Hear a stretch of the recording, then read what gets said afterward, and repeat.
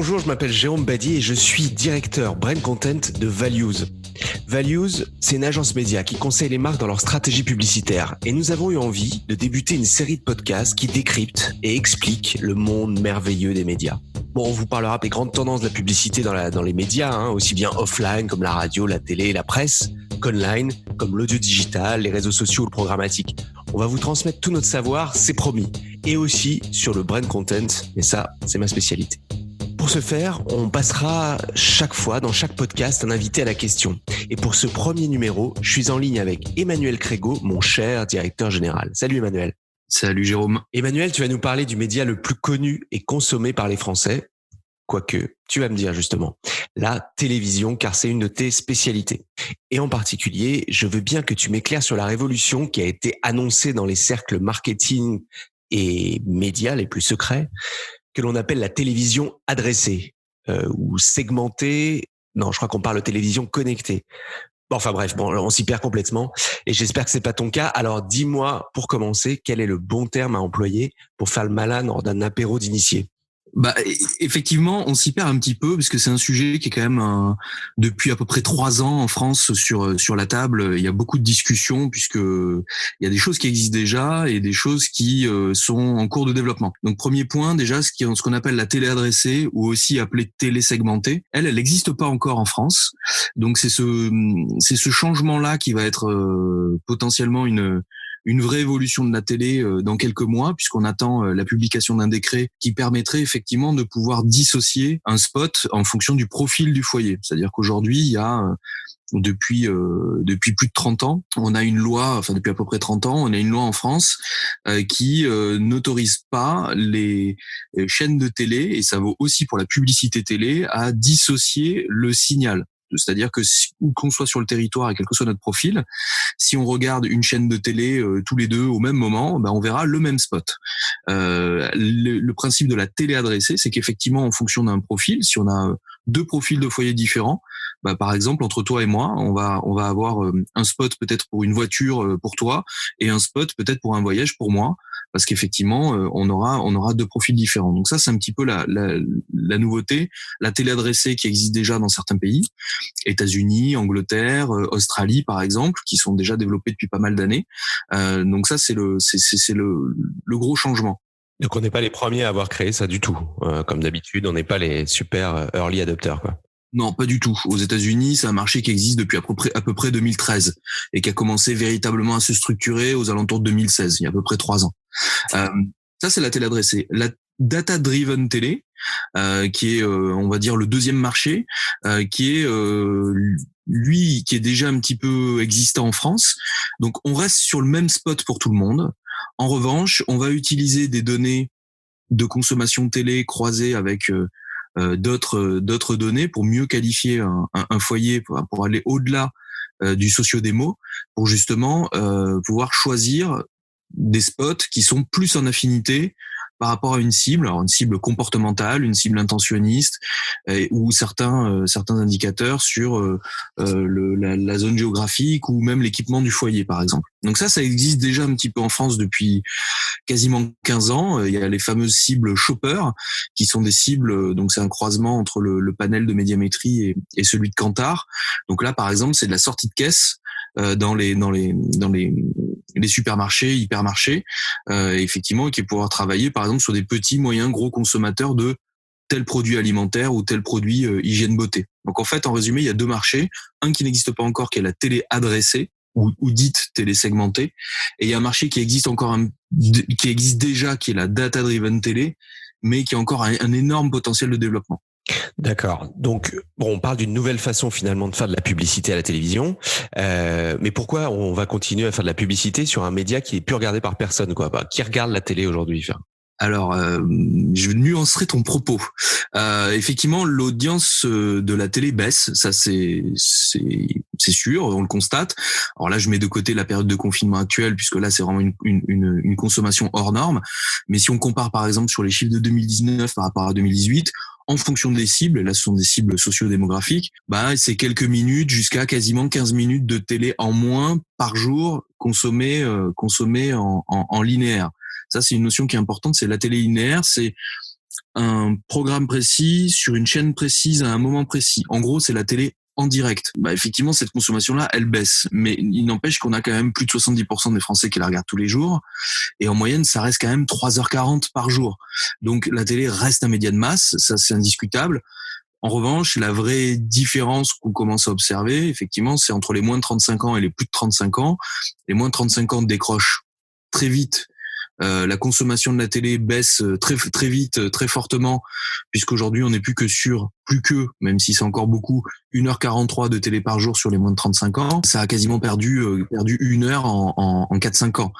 Par contre, les plus de 35 ans, eux, se maintiennent, surtout les plus de 50 ans, voire même progressent légèrement en termes de consommation.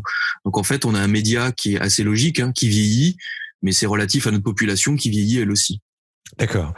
Bon, il faut que tu nous expliques un petit peu comment ça marche aussi, comment on achète de la publicité à la télévision. On va prendre un exemple assez simple. Je me filme, je mets un slogan et mon nom, comme le nom d'une marque. Est-ce que je peux acheter 30 secondes sur TF1 ? Enfin, si je peux le faire, comment je fais ? Alors, si c'est toi pour ton anniversaire, je peux comprendre que l'exercice est super plaisant. Et non, ce serait pas possible puisqu'il faut que tu sois une entreprise qui promeut un produit ou un service. Donc ça, c'est pas possible. En revanche, effectivement, la télé est ouverte à tout type d'annonceurs, petits, moyens, gros. Après, effectivement, il y a des tickets d'entrée moyens. Il y a aussi le fait de pouvoir produire un spot qui exprime bien le besoin. Donc effectivement, en général, la sélection elle va se faire là. La vraie discussion aussi, elle va se faire sur est-ce que j'ai un besoin de communiquer sur un média de masse, et sur un média de masse aujourd'hui qui est national, parce que comme je l'expliquais tout à l'heure, on n'est pas encore en adressable, et notamment en adressable en géographique. C'est-à-dire que à part France 3 régions et les chaînes locales qui sont une offre évidemment de télé régionale ou de télé locale, mais qui est quand même très très restreinte. Quand on est sur un TF1 ou M6 par exemple, sur une chaîne de télé nationale, par définition, on parle à tout le monde sur tout le territoire. Donc si je suis un acteur local, il y a de fortes chances que je sois pas intéressé par ça. Effectivement, demain, la télé adressée pourrait être une possibilité de me dire, si je peux être sur une localité ou sur une région donnée, effectivement, ça peut m'ouvrir la voie à la télévision. C'est ce qui se passe aux États-Unis. Aux États-Unis, c'est un marché de 68 milliards de chiffre d'affaires annuel, à peu près. Et on a à peu près 32 milliards sur ces 68 qui sont de la télé locale. Alors, local au sens États-Unis, évidemment, ce sont des très grandes régions, parce que faire du local sur la Californie, déjà, on est en train de parler à 40 millions de gens. Mais n'empêche que c'est un marché qui est très développé aux US, historiquement et pour cause. Mais effectivement, la télé adressée pourrait ouvrir aussi la voie à une régionalisation, ou en tout cas une localisation de la publicité télé. D'accord. Et est-ce que je vais pouvoir cibler jusqu'à je suis une marque, j'ai mon spot, je suis à la télé et je veux, grâce à la télé adressée, diffuser chez mon concurrent explicitement, juste pour l'ennuyer, et donc mon voisin d'en face, quoi, par exemple. Non, puisque ce qui est important, c'est qu'effectivement, on va le système de la télé adressée ou même la data driven, c'est effectivement aller au-delà du socio-démo qui est basé aujourd'hui sur un panel. Donc Médiamétrie a un peu plus de 5500 foyers qui sont dans son panel, et toutes les données d'audience de ces foyers-là remontent tous les jours pour Raconte-nous justement, parce que ça, on en entend tout le temps parler et personne ne sait jamais comment ça marche. Raconte-nous comment ça marche. Alors, il y a un seul mesureur en France historique qui est Médiamétrie, qui effectivement a un panel, comme je disais, d'à peu près 5500 foyers. Ça fait à peu près 12 000 individus qui sont auditionnés, on va dire, d'une certaine manière. On va collecter leur comportement en télé tous les jours, et il va ensuite les communiquer tous les matins au marché. Alors c'est les chaînes de télé, les régies, les agences, les annonceurs, tous les gens qui ont un intérêt à utiliser cette donnée d'audience. Mais c'est une donnée qui est évidemment agrégée. Ce qui va intéresser l'annonceur, c'est se dire, est-ce que hier à 20h sur le spot de publicité sur telle chaîne, est-ce que j'avais X millions de gens, alors c'est une modélisation à partir du panel, X millions de gens qui étaient devant cet écran publicitaire, et donc si j'ai diffusé mon spot, combien j'en ai touché. Donc le panel, il est représentatif de la population française, et donc il évolue en fonction de la physionomie de la population française. Oui, exactement. Oui, tout à fait. Il y a plein de critères sociodémographiques, géographiques, qui permettent effectivement de qualifier le panel. Et globalement, c'est donc juste une boîte qui est chez les gens et ils ont des télécommandes, c'est comme ça que ça marche? Exactement. Il y a un bouton poussoir en fait sur la télécommande de la maison. Donc, par exemple, il y a papa, maman, les 2 enfants qui sont dans le foyer. À chaque fois qu'un des individus se présente devant l'écran de publicité, devant l'écran télé, pardon, Il indique sa présence. indique sa présence en poussant le petit bouton qui correspond à son prénom. D'accord. Ça permet effectivement de sortir de la donnée individualisée. Donc, on peut effectivement sortir homme, femme, enfant et les différentes tranches d'âge. Parce que dans le foyer, effectivement, il peut y avoir différentes tranches d'âge et différents sexes. Donc ça, c'est actuellement ce que tu appelles le sociodémo, c'est ça? Exactement. Donc c'est Médiamétrie, c'est le seul organisme qui fait ça en France. Dans chaque pays en général, il y en a qu'un. Barb en Angleterre, Nielsen aux États-Unis par exemple, et qui donc font foi sur tout le marché et donc créer cette audience quotidienne qui est la monnaie d'échange entre les acheteurs et les vendeurs sur le marché publicitaire. Ça c'est le business tel qu'il existe depuis des années et des années. Donc je reviens à mon voisin d'en face. Alors ton voisin d'en face, effectivement, la petite révolution qu'il pourrait y avoir, c'est qu'effectivement, aujourd'hui, on a à peu près 2/3 de la réception de la télé qui se fait via une box. Donc, il y a 4 opérateurs en France, Free, SFR, Orange et Bouygues Télécom. Donc, eux ont déjà ces opérateurs-là. Évidemment, quand tu souscris à un des 4 opérateurs, tu vas donner un certain nombre d'informations personnelles sur ton nom, ton prénom, ton adresse physique, ton email, éventuellement d'autres informations si on te les demande, mais au moins ces informations-là. Donc ces informations qui valent pour le souscripteur du contrat. Donc là, la différence, c'est qu'on n'est pas sur individu par individu, mais sur le souscripteur du contrat dans le foyer. Donc c'est monsieur ou madame ou un des enfants, mais en tout cas c'est pas tout le monde. Pour reprendre mon cas de tout à l'heure, mais il n'empêche que cette information-là, elle est intéressante puisque elle permet de le croiser avec d'autres fournisseurs de data, notamment l'email par exemple, qui peut être une clé de réconciliation, puisque effectivement on peut en tirer des profils. Par exemple, si on va voir, je sais pas moi, un site de e-commerce, bah effectivement on peut croiser les bases de données entre la base de données d'un opérateur telco avec un site de e-commerce et effectivement être capable de se dire bah tiens, cette personne-là, il y a une donnée qui remonte de l'opérateur qui est quelle utilisation il fait de sa box, donc qu'est-ce qu'il regarde à la télévision. Ça, c'est une donnée d'un côté. Et puis de l'autre côté, qui est de se dire, bah, cette personne-là, on constate que elle a l'habitude de faire ses courses alimentaires en ligne. Bah là, effectivement, tu peux commencer à constituer un profil.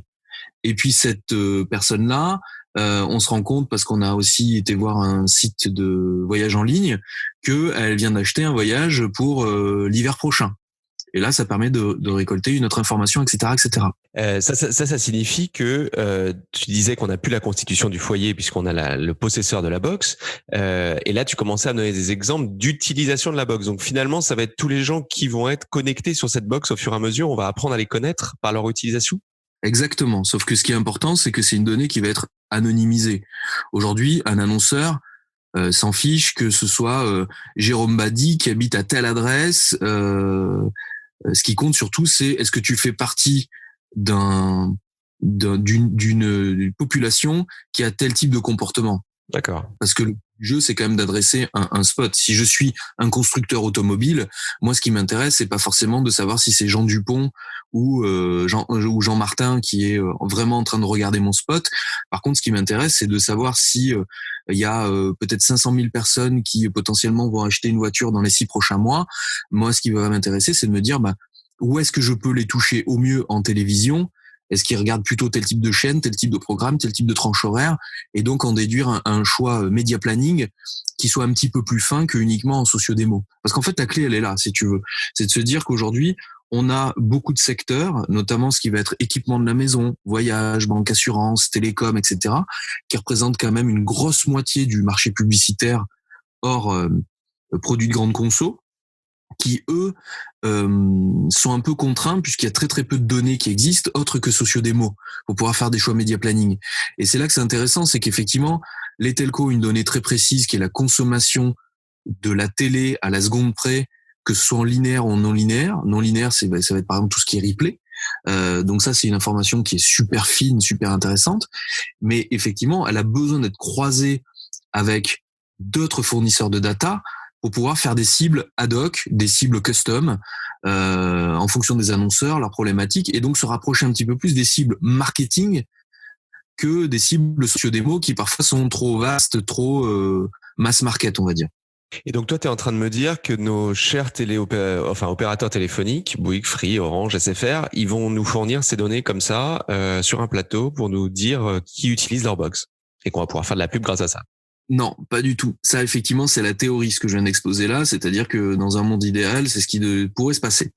Effectivement, il y a plusieurs choses qui sont importantes. C'est que déjà, il y a ce sont des données personnelles, donc par définition, déjà c'est un trésor de guerre qui est très sensible et qui effectivement n'est pas communiqué par les telcos de cette manière-là. Bon, heureusement. Et heureusement, bien entendu.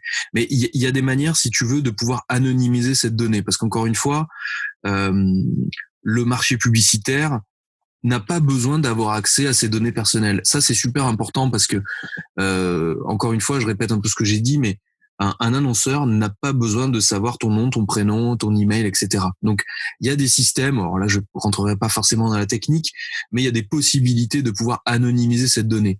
Ce qui intéresse l'annonceur et l'acheteur de manière générale, c'est effectivement être capable de bâtir des courbes d'audience et des prévisions d'audience à partir de données qui sont des données agrégées. Donc, il y a des possibilités. Effectivement, il y a des discussions aujourd'hui qui sont à bâton rompu depuis déjà plus d'une année entre les telcos et le marché publicitaire. D'un autre côté, il y a quand même une problématique qui est effectivement comment transmettre ces données agrégées aux régies d'un côté, c'est-à-dire les vendeurs, mais également aux agences, c'est-à-dire les acheteurs, puisque aujourd'hui le process et l'écosystème d'un point de vue technologique n'est pas encore bâti. C'est pour ça qu'il y a beaucoup de discussions entre les différents acteurs, donc il y a encore beaucoup de boulot, pour être clair. Et moi, j'émets quand même une crainte, c'est que effectivement les données, la crainte, c'est qu'aujourd'hui les discussions sont surtout entre les vendeurs, c'est-à-dire les régies, et les telcos, puisqu'elles ont de toute façon une relation contractuelle entre un fournisseur de contenu et un diffuseur de contenu. Ça, c'est historique. Une chaîne de télé produit du contenu et elle le vend à l'opérateur pour le distribuer à ses abonnés de box. Donc ça, c'est le business actuel. Et effectivement, vient maintenant, on top de ça, des discussions sur l'exploitation potentielle de la donnée à des fins publicitaires. Donc ça, c'est des discussions qui sont assez tendues entre les opérateurs et les régies. Mais j'ai confiance sur le fait que ça se solutionne. Ça, c'est côté vendeur. Le problème, c'est côté acheteur aujourd'hui, si tu veux, puisque pour que ce soit pertinent et qu'il y ait vraiment un écosystème complet, industrialisé et qui fonctionne, il faut que les acheteurs, donc les agences et les annonceurs, puissent exploiter cette donnée aussi de leur côté pour prévoir de l'audience et en faire une vraie monnaie d'échange, de discussion, de négociation avec les vendeurs. Et aujourd'hui, telles que les discussions sont avancées, en fait, elles sont uniquement côté vendeur, mais pas côté acheteur. Et ça pose aussi en filigrane la problématique de la technologie d'achat, puisqu'aujourd'hui, la technologie d'achat telles qu'elles sont faites ne permettent pas forcément de faire ce type d'exploitation de données custom, de données ad hoc à très haute dose. Et donc, en fait, on a des technologies qui ne sont pas adaptées au fait que demain, potentiellement, on passe d'un monde où il y a une trentaine de cibles sociodémographiques à plusieurs dizaines, voire centaines ou milliers, comme ça a été le cas dans pas mal de pays, notamment en Australie ou aux États-Unis, et donc être capable de bien prévoir l'audience. Il y a différentes problématiques. C'est l'accès aux données pour l'ensemble des acteurs du marché, l'ensemble de l'écosystème, parce que sinon, de toute façon, il y aura un déséquilibre et donc il y aura pas d'adhésion totale, donc il y aura pas de marché. Pour être clair, si la donnée n'est pas aussi bien côté acheteur que côté vendeur, il y aura pas de marché, ça j'en suis archi convaincu. Et de l'autre côté, il y a effectivement la problématique de l'outil d'achat, qui est aussi un outil de prévision de ces nouvelles cibles. Et aujourd'hui, ça n'existe pas. Emmanuel, il nous reste quelques minutes. Peut-être nous dire d'abord une chose. Est-ce que le consommateur, est-ce que moi qui suis devant ma télé, on m'a pas consulté et surtout, on m'a pas demandé mon avis si ça m'intéressait d'avoir de la pub différente qui me soit plus personnelle finalement. Ça, c'est un point qui est très important. C'est qu'effectivement, de toute façon, les opérateurs télécoms ne peuvent pas exploiter cette donnée si tu n'as pas donné ton consentement. Donc c'est un petit peu comme sur le web avec RGPD. Si tu n'as pas encore été exposé, tu vas l'être sûrement rapidement. C'est-à-dire que si tu allumes ta box, moi ça m'est déjà arrivé à la maison par exemple ou au bureau, où tu as un bandeau de l'opérateur qui me demande si je l'autorise à exploiter mes données pour en déduire un comportement en termes de consommation de télé. Donc déjà, il faut donner son consentement. Comme un RGPD, si tu ne donnes pas ton consentement ou que tu le donnes, de toute façon, ça ne veut pas dire que tu auras plus de publicité ou moins de publicité. En tout cas, donc ça c'est un point important, c'est qu'il y aura pas de changement en termes de messages messages publicitaires qui vont être adressés. Mais ce qu'il faut garder en tête, c'est que la télé, de toute façon, reste un média de masse. Elle est intéressante, pertinente et efficace parce que c'est un média de masse. Donc de toute façon, rentrer dans de l'ultra-personnalisation à outrance, je n'y crois absolument pas. Et quand on regarde ce qui se passe aux États-Unis, de toute façon, ça reste avant tout de la data-driven avant d'être de l'adressé, c'est-à-dire utiliser des cibles un petit peu plus marketing, un petit peu plus ad hoc que du socio-démo, mais ça reste le même message pour tout le monde. Ça, c'est la majorité. Et l'adressable permet à la marge de pouvoir identifier des gens qui ont peut-être été peu exposés ou surexposés au message et à moins les toucher ou à essayer de plus les toucher justement. Donc ça, si tu veux, c'est l'adressable n'est pas une fin en soi. En tout cas, je pense qu'il faut arrêter le fantasme de se dire on a un média de masse et demain, grâce aux possibilités technologiques et à la puissance de la data, qui est de se dire demain, on va être dans de l'ultra-personnalisation à outrance, etc. La télé n'est pas faite pour ça.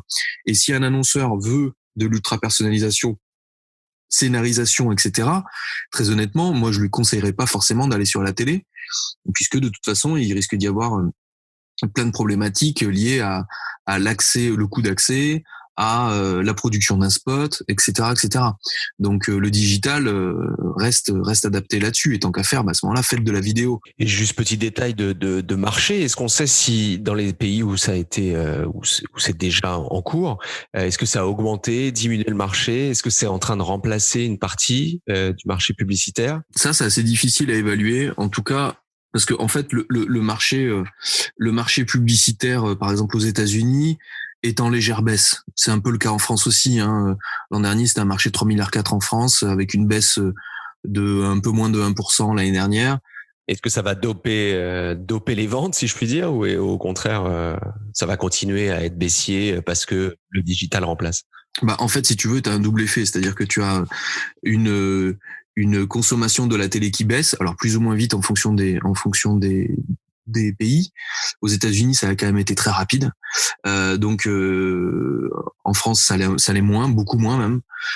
Mais effectivement, le fait de repartir sur la hausse, non. Par contre, je pense que c'est un très bon outil, le fait de pouvoir mettre davantage de data, que ce soit de la data-driven ou de l'adressable, pour que les régies télé puissent proposer davantage de finesse dans les ciblages et aussi la mesure de l'efficacité. Je pense que c'est un très bon outil pour faire de la rétention sur des clients actifs. Et je pense que ça peut être aussi un très bon produit d'appel pour attirer des annonceurs qui pour l'instant ne faisaient pas ou investissaient très peu en télévision. Et de se dire, effectivement, aujourd'hui, j'investissais pas en télévision, moins à voyagiste, parce que par exemple, le fait d'être uniquement sur des plans optimisés sur les 25-49 ans, je trouvais que c'était beaucoup trop large par rapport à ce que je peux trouver notamment sur le digital. Et donc sur le ciblage et la mesure d'efficacité, je trouvais que c'était pas très intéressant. Or, si demain, effectivement, j'ai la possibilité de pouvoir travailler sur de l'intentionniste voyage ou sur certaines cibles comportementales, ça peut peut-être me donner l'envie d'investir un petit peu plus en télévision, voire même d'y venir. Donc moi, je crois beaucoup au fait qu'effectivement, il y a de la part de marché à aller chercher par rapport à d'autres médias, mais pas forcément par rapport au digital, plutôt par rapport aux autres médias offline qui sont moins précis. La presse, l'affichage, la radio sont des médias moins précis en termes de ciblage potentiellement. Encore une fois, il faut voir ce qui va être dans la réalité de la télé demain, mais en tout cas potentiellement ce sont des médias qui sont censés être moins précis. Je pense que le gain de part de marché, de transfert de budget se ferait plutôt de ces médias vers la télé plutôt que la télé qui va concurrencer le digital. Jusqu'à maintenant, le lobby qui avait été fait pour changer la loi, c'était de dire donnons à la télé la possibilité de pouvoir faire les mêmes ciblages que Google et Facebook, etc. Je suis un peu désolé de dire ça, mais en fait, c'est pas le sujet. Je ne sous-pondère pas l'efficacité de la télé. En fait, encore une fois, la télé est un média de masse. Donc, le comparer à du digital sur lequel on peut aller sur la granularité très fine, je vois pas trop l'intérêt. Je pense que c'est pas le bon discours. Par contre, de dire effectivement par rapport à d'autres médias qui ont beaucoup moins de données accessibles, on peut prouver davantage et donc mieux optimiser le budget. Je pense que ça, effectivement, c'est une vraie valeur ajoutée pour la télé. De toute façon, tout est une question de complémentarité. Bon, nous, c'est ce qui fait notre métier aussi, c'est de proposer justement le bon mix des différents médias. Et donc, on a compris, Emmanuel, que la télé, ça reste un média de masse et ça va rester un média de masse. Mais désormais, effectivement, on peut la regarder en direct, mais aussi sur son mobile, sur son PC, sur sa tablette et absolument où et quand on veut. Et puis il y a d'autres opérateurs qui proposent justement d'agréger aussi les chaînes de télé qui sont des mini diffuseurs aussi. Il y a des applis comme ça qui sont intéressantes. Si on résume également, donc le contexte juridique, tu nous l'as dit, va évoluer en France et qui va permettre de différencier le message selon les foyers. Donc ça, c'est vraiment la grosse nouveauté. C'est ça la télé adressée. Et toi, peut-être pour terminer, tu peux peut-être nous dire en quoi il faut s'engager parfois. Alors toi, ta préférence, ça va plutôt sur le data driven. Peut-être en quelques mots pour terminer par rapport à l'adressabilité. Ouais, mais en fait, c'est tout simplement le fait d'observer. Alors je n'invente rien. Je fais qu'observer ce qui se passe aux États-Unis depuis 5 ans. On est sur un marché en fait et je reste convaincu qu'en France ce sera le même tournure. C'est-à-dire que encore une fois, tout le monde est concentré, ce qui est normal parce que ça demande beaucoup de défis technologiques, juridiques, création de marché, etc. sur la télé adressée. Je ne minimise pas son intérêt. La télé adressée évidemment a un intérêt, notamment comme je le disais de manière j'essaie de vulgariser un petit peu tout à l'heure sur de l'apport de couverture, être capable d'identifier des gens qui ont été surexposés, sous-exposés à un message, et essayer de les toucher ou au contraire de ne plus les toucher pour éviter de répéter trop le message sur eux. Donc ça, c'est un petit peu l'usage commun de la télé adressée. Je reste convaincu que la data-driven est beaucoup plus importante et a beaucoup plus de potentiel. Alors même si c'est moins fancy, parce qu'on se dit, bah tiens, ça reste le même spot pour tout le monde, finalement, il n'y a pas une vraie révolution là-dessus. Bah, en fait, comme je l'expliquais tout à l'heure, il y a énormément de secteurs d'activité qui, hors produits de grande conso, qui sont très très pauvres en termes de données et qui, eux, ont un vrai intérêt à pouvoir accéder à des cibles autres que sociodémographiques. Et donc il y a un vrai sujet pour eux. Il y a une vraie demande pour eux, ça c'est certain. Et tout en se disant que de toute façon un plan télé doit rester un média de masse, doit rester masse, et donc pouvoir adresser l'ensemble des cibles est important. Par contre, être capable de faire des choix média planning différenciés, plus fins, grâce à une donnée qui est beaucoup plus marketing, beaucoup plus proche des considérations marketing de l'annonceur que du sociodémographique qui est peut-être trop large, je pense que ça a beaucoup plus de potentiel. En fait, quand on regarde ce qui se passe aux États-Unis, la télé entre guillemets programmatique qui englobe un peu toutes ces notions de télé adressée, data-driven, etc., c'est à peu près 7% du marché. Et en fait, quand on discute avec certaines agences amis qu'on a aux États-Unis, en fait, on se rend compte que c'est énormément de data-driven et finalement très très peu de télé adressée, puisque de toute façon, c'est utilisé vraiment à la marge pour optimiser quelques points de couverture. C'est super. Merci beaucoup, Emmanuel. C'est très clair. En tout cas, moi, j'ai compris. J'espère que vous aussi. Et merci d'avoir écouté ce premier podcast Values. On travaille déjà au suivant. Alors maintenant, il vous reste plus qu'à partager, commenter, nous mettre des étoiles absolument partout et nous donner des idées aussi, pourquoi pas. On revient vite. Salut, Emmanuel. Merci, à bientôt.